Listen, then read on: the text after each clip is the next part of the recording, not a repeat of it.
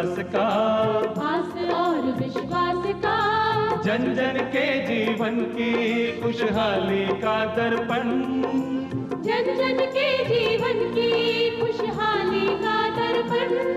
ये है कृषि दर्शन, ये है कृषि दर्शन, ये है कृषि दर्शन। किसान भाइयों नमस्कार। भारत सरकार के कृषि मंत्रालय के कार्यक्रम कृषि दर्शन में आप सभी का स्वागत है।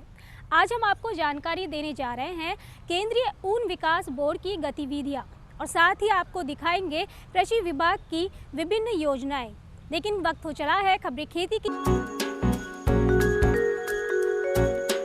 किसान भाइयों नमस्कार, खबरें खेती की में आपका स्वागत है। आइए देखते हैं खेती से जुड़ी आज की कुछ खास खबरें।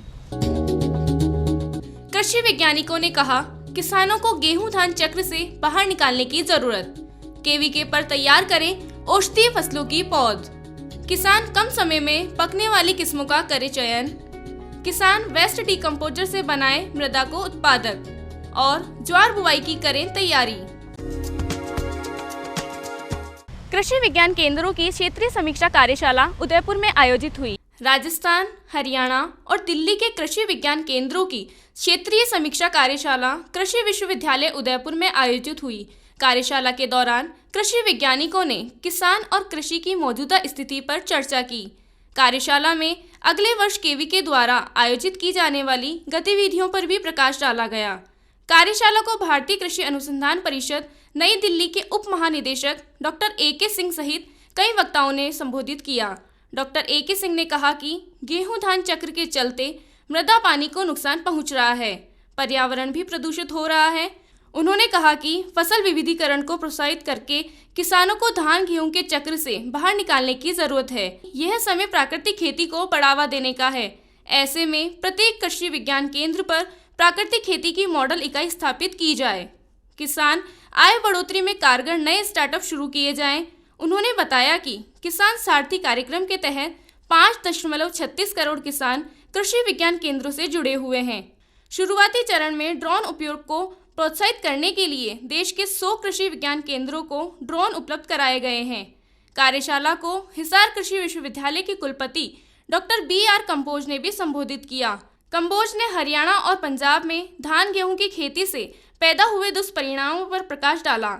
उन्होंने उर्वरक कीटनाशक के संतुलित उपयोग की आवश्यकता जताई। केंद्रीय भेड़ अनुसंधान संस्थान अविका नगर के निदेशक डॉक्टर ए.के. तोमर ने कृषि विज्ञान केंद्रों पर पशुपालन इकाई स्थापना और एमपीयूईटी के कुलपति डॉक्टर एन.एस. राठौड़ ने किसानों को तकनीक से जोड़ने की बात कही। अटारी जोधपुर के निदेशक डॉक्टर एस.के. सिंह ने बताया कि कार्यशाला में 66 कृषि विज्ञान केंद्रों के वरिष्ठ वैज्ञानिकों ने भाग लिया। 3 दिवसीय कार्यशाला के दौरान तकनीकी सत्र भी आयोजित हुए। इस अवसर पर सफलता की कहानी, कृषक महिला की जुबानी, गुणवत्ता युक्त बीज उत्पादन और समन्वित कृषि प्रणाली विषयक पुस्तकों का विमोचन भी किया गया। कृषि विज्ञान केंद्र औषधीय फसलों की पौध तैयार करके किसानों को उपलब्ध कराएं। एमपीयूटी के प्रसार शिक्षा निदेशक डॉक्टर आर.ए. कौशिक ने ये बात कृषि वैज्ञानिकों को बैठक में कही। कृषि विज्ञान केंद्र चित्तौड़गढ़ पर वैज्ञानिक सलाहकार समिति की बैठक आयोजित की गई। बैठक को कृषि विश्वविद्यालय उदयपुर के प्रसार शिक्षा निदेशक डॉक्टर आर.ए. कौशिक ने संबोधित किया। डॉक्टर कौशिक ने कहा कि चित्तौड़गढ़ क्षेत्र में कई औषधीय पादप प्राकृतिक रूप से पैदा होते हैं। इन औषधीय पौधों की खेती को बढ़ावा देकर किसान की आय बढ़ाई जा सकती है। उन्होंने कहा कि औषधीय खेती में पौधरोपण सामग्री की उपलब्धता कम है। ऐसे में कृषि विज्ञान केंद्र औषधीय पादप तैयार करके किसानों को उपलब्ध कराएं। किसानों की सुविधा के लिए कृषि विज्ञान केंद्र पर कस्टम हायरिंग सेंटर शुरू किया जाए। बागवानी फसलों के मूल्य संवर्धन और बेमौसमी सब्जी फसल उत्पादन के कार्य को प्रोत्साहित किया जाए। बैठक में कृषि विज्ञान केंद्र के द्वारा आयोजित गतिविधियों की समीक्षा की गई। साथ ही फसल विविधीकरण से जुड़े नए दिशा निर्देश दिए गए। बैठक में केंद्र के वरिष्ठ वैज्ञानिक डॉक्टर रतनलाल सोलंकी ने वर्ष 2021-22 का प्रगति प्रतिवेदन प्रस्तुत किया। किसानों के लिए केंद्र के द्वारा आयोजित गतिविधियों का विवरण भी बैठक में रखा गया। प्रोफेसर डॉक्टर धृति सोलंकी ने पोषण संबंधी जानकारी दी। बैठक को उप निदेशक आत्मा दिनेश जागा, सीताफल उत्कृष्टता केंद्र के उप निदेशक राजाराम सुखवाल, उप निदेशक कृषि IPM OP शर्मा ने भी संबोधित किया। बारानी खेती करने वाले किसान कम समय और कम पानी में तैयार होने वाली किस्मों का चयन करें। किसान प्रशिक्षण में कृषि वैज्ञानिकों ने ये बात कही। कृषि विज्ञान केंद्र श्योर के द्वारा खरीफ बुआई पर किसान प्रशिक्षण कार्यक्रम आयोजित किया गया। इस प्रशिक्षण में जगमाल का तला गांव के किसानों ने भाग लिया। प्रशिक्षण के दौरान किसानों को खरीफ फसल बुआई की जानकारी दी गई। केंद्र के कृषि वैज्ञानिक डॉक्टर श्यामदास ने कहा कि जिले के अधिकांश किसान बारानी खेती करते हैं। ऐसे में बीज की बुआई अच्छी बरसात के बाद ही करें। ज़्यादा तापमान के कारण बीज खराब हो जाता है अथवा फिर अंकुरण कम होता है। उन्होंने बताया कि बारानी खेती के लिए किसानों को कम समय और कम पानी में ज़्यादा पैदावार देने वाली किस्मों का चयन करना चाहिए। प्रशिक्षण के दौरान वैज्ञानिक श्यामदास ने किसानों को उन्नत किस्मों की जानकारी भी दी। उन्होंने बताया कि किसान बाजरे की MP MH 17, GBH 905, HHB 67, मूंग की GM 4, K 851, IPM 023, RMG 62 किस्म का उपयोग करें। इसी तरह मोट की खेती करने वाले किसान RMO 40, RMO 435, RMO 257, RMO 225 और ग्वार की RGC 1002, RGC 1017, RGC 1033, RGC 1031 किस्म की बुआई करें। उन्होंने बताया कि जिले के कई किसान तिल की खेती से भी जुड़े हुए हैं। इस क्षेत्र के लिए तिल की उन्नत किस्मों में RT 351, RT 127 और RT 346 किस्म उपयुक्त है। उन्होंने किसानों को बीज उपचार के बाद ही फसल बुआई की सलाह भी दी। प्रशिक्षण में डॉक्टर BL डांगी ने किसानों को गाय भैंस में खुरपका, मुंहपका, गलघोटू, जहरबाद और भेड़ बकरी में फड़किया रोग से बचाव और टीकाकरण की जानकारी दी। मृदा की उत्पादकता बढ़ाने के लिए किसान वेस्ट डिकम्पोजर का उपयोग करें। इसके उपयोग से उत्पादन लागत में कमी आती है। कृषि विज्ञान केंद्र सरदार शहर के द्वारा जैविक आदान उपयोग पर किसान प्रशिक्षण कार्यक्रम आयोजित किया गया। यह प्रशिक्षण ICAR की अनुसूचित जाति उपयोजना के तहत संपन्न हुआ। प्रशिक्षण के दौरान किसानों को जैविक आदान उपयोग के बारे में जानकारी दी गई। केंद्र के वरिष्ठ वैज्ञानिक डॉक्टर विनोद कुमार सैनी ने कहा कि जैविक आदानों के उपयोग से कृषि लागत में कमी आती है, वहीं मृदा का स्वास्थ्य भी ठीक रहता है। उन्होंने किसानों को compost, vermi compost, super compost, waste decomposer के उत्पादन और उपयोग से जुड़ी जानकारी दी। केंद्र के वैज्ञानिक डॉक्टर हरीश कुमार रछोया ने बताया कि मिट्टी की उर्वरा शक्ति बढ़ाने में सूक्ष्म जीवों का अहम योगदान होता है। गाय के गोबर और गोमूत्र से तैयार कल्चर भूमि में मौजूद अवशिष्ट पदार्थों को खाद के रूप में परिवर्तित कर देते हैं, जिससे मिट्टी में जीवांश और कार्बन की मात्रा भी बढ़ती है। प्रशिक्षण के दौरान केंद्र के वैज्ञानिक मुकेश शर्मा ने भी बीज उत्पादन, जैविक कीट व्याधि प्रबंधन, वर्षप्रिय हरा चारा उत्पादन तकनीक पर जानकारी दी।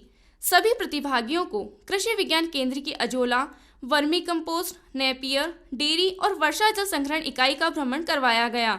डॉक्टर विनोद कुमार सैनी ने बताया कि प्रशिक्षण के समापन मौके पर किसानों को वेस्ट डिकम्पोजर, जीवाणु कल्चर और प्लास्टिक टैंक भी वितरित किए गए। किसान भाइयों, ज्वार बुआई का वैज्ञानिक समय चल रहा है। उन्नत किस्मों का उपयोग करते हुए बीज उपचार के बाद ही बुआई करें। ज्वार की खेती के लिए प्रति हेक्टेयर 9 से 10 किलो प्रमाणित बीज का उपयोग करना चाहिए। बुआई से पूर्व बीज को 3 ग्राम थायराम अथवा 4 ग्राम गंधक प्रति किलो बीज की दर से उपचारित कर लेना चाहिए। ज्वार की खेती में कतार से कतार की दूरी 45 सेंटीमीटर और पौधे से पौधे की दूरी 12 से 15 सेंटीमीटर रखनी चाहिए। किसान भाइयों, ज्वार की उन्नत किस्मों में CSH 5, CSV 15, SPV 96 शामिल है। किसान भाइयों, खबरें खेती के में आज इतना ही। आप देखते रहिए कृषि दर्शन। नमस्कार। कार्यक्रम में आपका एक बार फिर से स्वागत है। आइए चलते हैं जोधपुर। वहां पर स्थित है केंद्रीय ऊन विकास बोर्ड। ये बोर्ड कैसे काम करता है, क्या क्या गतिविधियां हैं इसकी, इस बारे में विस्तार से जानकारी लेते हैं बोर्ड के अध्यक्ष गोवर्धन रायका से। सबसे पहले तो मैं भारत के सब भेड़ पालक और पशुपालकों को प्रणाम करता हूं और मैं भारत के प्रधानमंत्री नरेंद्र मोदी जी को भी, उन्होंने एक भेड़ पालक के बेटे को ऊन विकास बोर्ड जोधपुर का एक चेयरमैन बनाकर मुझे एक ऐसा दायित्व दिया है कि मैं किस तरीके से ऊन का विकास कर सकता हूँ या भेड़ पालकों के लिए क्या क्या समस्याएं हैं उनको दूर करने की कोशिश कर सकता हूँ। वो ऊन आज ऑस्ट्रेलिया की ऊन अपने भारत के ऊन को कंपटीशन में खड़ी हो गई, लेकिन भारत सरकार चाहती है क्यों नहीं अपनी ऊन, अपने भेड़ पालकों की ऊन भी उसके कंपटीशन में खड़ी हो जाए। इसके लिए बहुत सारे कोशिश चल रहे हैं, कार्यक्रम चल रहे हैं। मैं अभी जैसे ऋषिकेश गया था, वहाँ हमने ऑस्ट्रेलिया की भेड़ें भी देखी और वो पश्मीना ऊन वगैरह देखी। अभी थोड़े दिन बाद लेह लद्दाख भी जा रहे हैं, जहाँ हमारे ये फार्म हाउस चल रहे हैं, उनको भी मैं जाऊँगा। तो भारत सरकार की इच्छा है कि भारत के भेड़ पालकों की ऊन भी क्यों नहीं पश्मीना और ऑस्ट्रेलिया की भेड़ों के बराबर खड़ी क्यों नहीं हो जाए। इसके लिए मैं भारत सरकार से बहुत सारी अभी समस्याएं हैं, उनके बारे में मैं बात करूँगा कि इन भेड़ पालकों को और इन समस्याओं से अगर निराकरण आप देते हैं तो ये ऊन वाकई में उसके कंपटीशन में खड़ी हो सकती है। आज की तारीख में राजस्थान, गुजरात, अन्य सब प्रांतों की भेड़ें जो अन्य प्रांतों में जाती है और वहाँ पर अपने जीवन यापन के लिए वो बहुत मेहनत करते हैं। आज भी जो राजस्थान की या किसी की है, ऊन की कतराई की कीमत तक नहीं आती।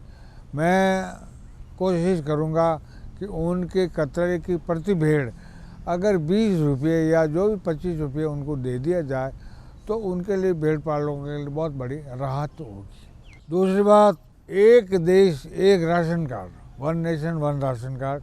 क्यों कि ये भेड़ पालक सब घुमक्कड़ होते हैं, अपने भेड़ों के साथ जीवन यापन के लिए कभी मध्य प्रदेश जाते हैं, कभी उत्तर प्रदेश, अन्य प्रांतों में जाते हैं।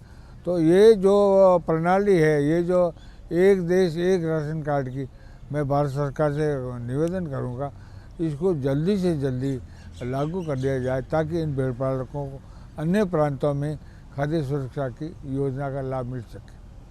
दूसरी बात, मैं फॉरेस्ट में आज इन भेड़ पालकों को अन्य प्रांतों में जाते, एक प्रांत दूसरे प्रांत जाते, क्यों नहीं एक ऐसी वन विभाग का जो चराई शुल्क है एक ही बार ले लिया जाए और वो कहीं भी जाए तो उनके लिए वो फिर दुखदायी वो जो कर्मचारियों द्वारा जो उनको यातना दी जाती है तरह तरह की, वो एक ही चराई शुल्क में अगर हो जाए तो इनके लिए बहुत बड़ी राहत की बात होगी।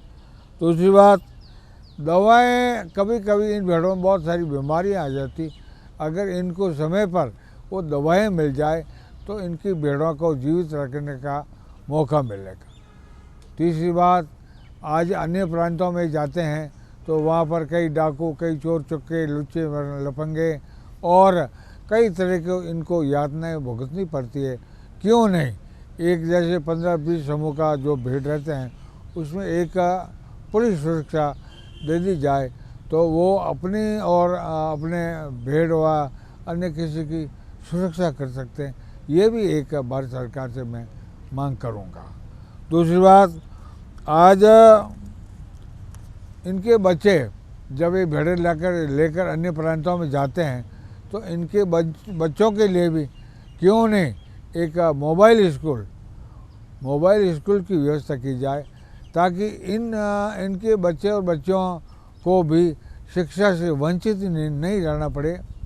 इसलिए मैं भारत सरकार से कहूँगा कि इनके लिए एक मोबाइल स्कूल की व्यवस्था कर दी जाए ताकि इनके बच्चों का जो मूल अधिकार है शिक्षा का वो भी इनको मिले। ऐसी कई बातें हैं, अभी हम शुरुआत है मेरी और मैं बहुत जल्दी इस बारे में प्रधानमंत्री से खुद मिलकर इनकी समस्याओं का निराकरण करने का बहुत बड़ा कोशिश करूँगा और ऊन के लिए मैं विशेषकर जो सुधार की बात है इनके लिए ऑस्ट्रेलिया की नस्ल को यहाँ लाएंगे और वो क्रॉस ब्रीडिंग करा के आज भी यहाँ पर, जैसे मैं ऋषिकेश में गया तो वो पश्मीना ऊन के बाद में जो अपने को मिली है वो भी अच्छी मिली है। तो ऐसे कुछ ऑस्ट्रेलिया सहित मैं भी जाऊंगा और वहाँ से वो जो मेढे वगैरह है, भेड़े हैं, उनको लेकर आएंगे। हो सकता है बहुत जल्दी, अगर अपन मेहनत करेंगे तो भारत की ऊन भी ऑस्ट्रेलिया की ऊन जो पश्मीना कहते हैं, जैसे लेह लद्दाख में है, वैसी मिलने में कोई तकलीफ नहीं है।